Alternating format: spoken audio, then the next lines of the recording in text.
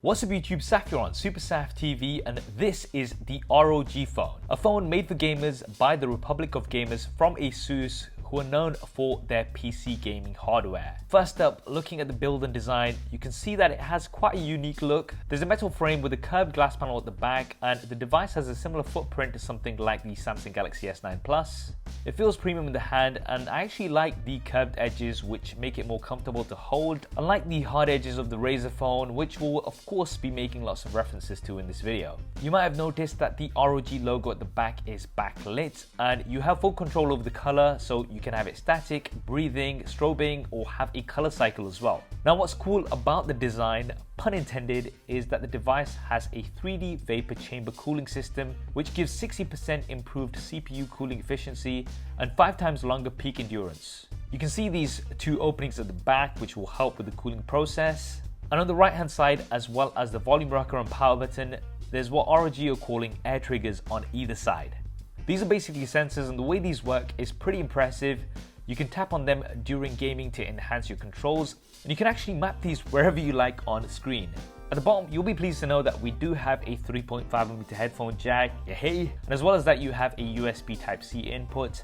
But things get really interesting on the left hand side, where there are 2 additional USB ports together. This is firstly so you can charge the device without having to interrupt your landscape gaming experience, but more importantly to connect the AeroActive Cooler.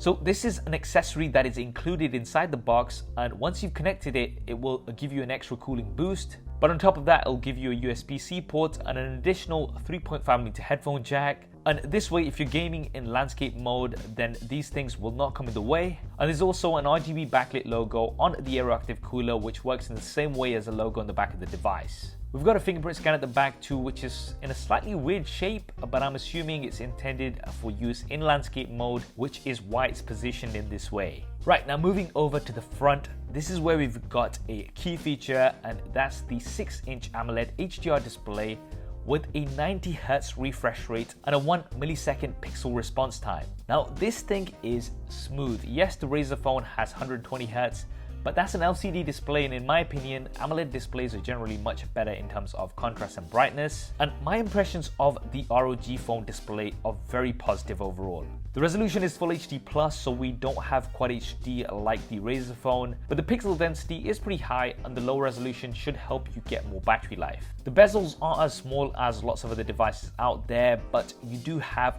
front-firing stereo speakers, and there's no notch, so I'm sure this won't be a problem for most. I've only spent a short time with the device, but the stereo speakers sounded pretty good to me. Right, now let's talk about the performance. Of course, this is a gaming device, and they have stacked this up to the max. It's powered by the Qualcomm Snapdragon 845 processor, which was expected, but ROG have actually worked with Qualcomm to fine-tune this, giving a CPU clock speed of 2.96 GHz, optimizing it for lag-free performance.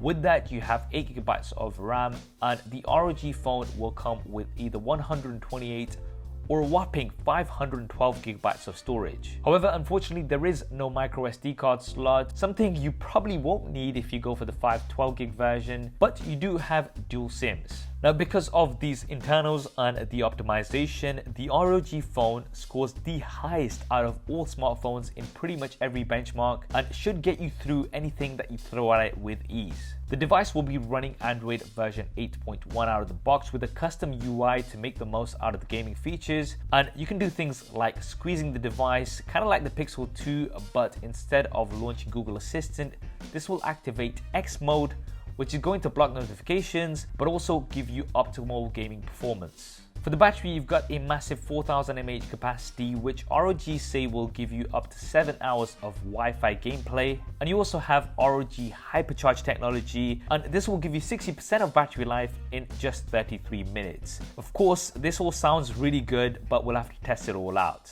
Now, ROG are really emphasizing on the gaming capabilities of this phone, and they are going to have additional accessories available to purchase separately. These include a mobile desktop dock, which will let you connect connect the ROG phone to a display, keyboard and mouse. Now what's really cool about this is that you can map the keyboard keys and mouse clicks to anywhere on your display, similar to the AirTriggers, and I can already see that this is really gonna enhance that gaming experience. There's a twin view dock which will give you an additional display, and that will be ideal for live streaming when gaming. And there's also a Game Vice dock that will give you console controls and wireless display connectivity. Now you may have noticed that I haven't really talked about the cameras, and that's because I haven't been given too much information about the cameras, apart from the fact that they're going to be pretty much the same as the ASUS Zenfone 5Z. So a dual camera setup with a primary 12 megapixel camera and an f1.8 aperture, as well as a secondary wide angle 8 megapixel camera with an f2.0 aperture.